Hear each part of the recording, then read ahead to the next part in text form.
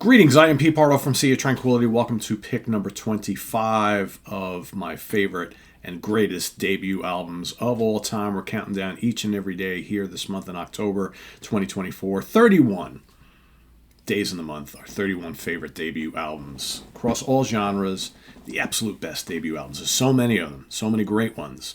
And so many great bands that really didn't have a great debut album, right? So we're not going to talk about those, obviously. These are the ones that knocked it out of the park right from the get-go, right from that very first album, including this one, my pick number 25. This is an album that was released in most of Europe, July 13th, 1973.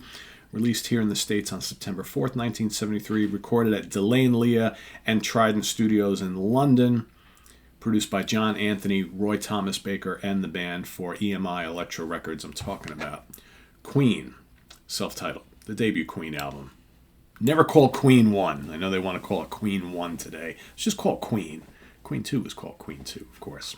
A great album by a great band. Combines early heavy rock, proto-metal, glam rock, and progressive rock all into one cool sound. Very, very different. Very unique, man.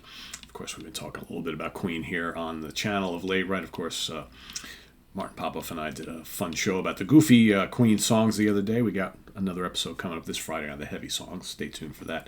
Of course, the classic and really only lineup of Queen, right? Freddie Mercury on lead and backing vocals, keyboards, Brian May, guitars, lead and backing vocals, Roger Taylor, drums, lead and backing vocals, and Mr. John Deacon on the bass guitar.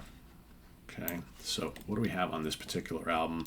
Which, you ask me 5 out of 7 days a week, and I might tell you this is the greatest Queen album of all time.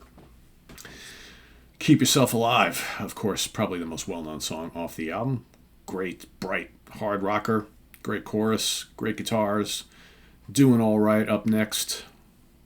A little bit more atmospheric, emotional. Great King Rat comes up next. Fast and Furious, really great song. Everybody's writing on this album, which is pretty cool. Then, of course, My Fairy King to finish out side one. Again, you got lots of bombast on this album, all sorts of hints to music from the 30s and the 40s and heavy rock and progressive rock, all this stuff kind of combining. Very, very British, English style stuff. And of course, the great guitar skills of Brian May, one of the most unique players of all time. Over on side 2, you got the opening bombast of the heavy rocker Liar. Then, of course, The Night Comes Down. Moving into Modern Times, Rock and Roll. Another very cool Roger Taylor, Fast and Furious rocker there. Son and Daughter, probably my favorite song on the album. Big, bruising, bluesy, heavy rock riff. So good. Such a heavy song. Just love it. Then, of course, finishes off with Jesus. Great tune written by Freddie. And then Seven Seas of Rye, the instrumental version of Seven Seas of Rye.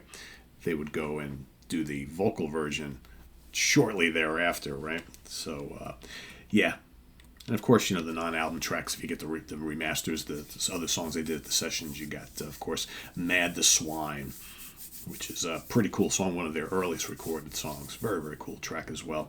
And that kind of makes up the kind of the fuller album on the reissue, right?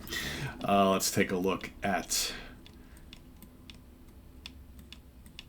certifications and charts and things like that. So Australia, we've got made it to number 77. Japan, number 52.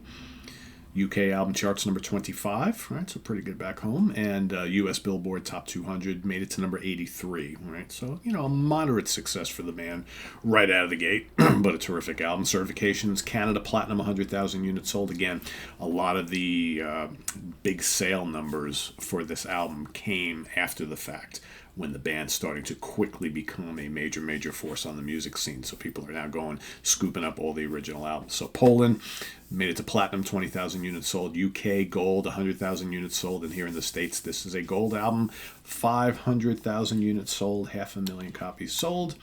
And let's see what else we got here. Singles released. Keep Yourself Alive came out July 6, 1973. so predating the release of the album here in the States. Of course, Liar also released February 14th on Valentine's Day, 1974. All right, so there you have it. Queen self-titled debut is my pick today for number 25. Whoops, I showed the wrong side. There we go. Let us know what you think of Queen's debut down in the comments below, as well as your pick for today. Pick number 25, and we'll see you tomorrow for number 24. Visit us on the web at www.seatranquility.org.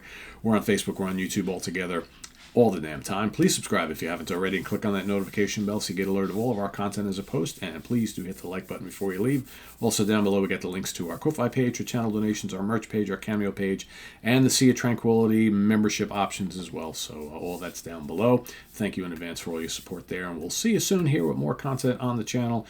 We've got coming up tomorrow is In the Prog Seat.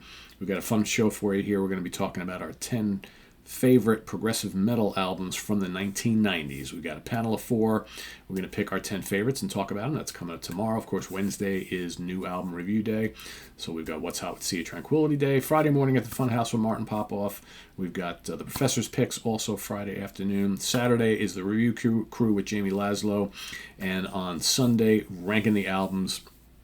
Grant Arthur and I will be ranking the albums of the Rosington Collins Band. So that's coming up on Sunday. Short catalog, yes indeed, but we're going to rank them anyway. So all coming up this week here on the channel and more. Thanks for watching, everybody. I'm Pete Pardo. Enjoy your day. Happy work week for everybody. See you soon. Bye-bye.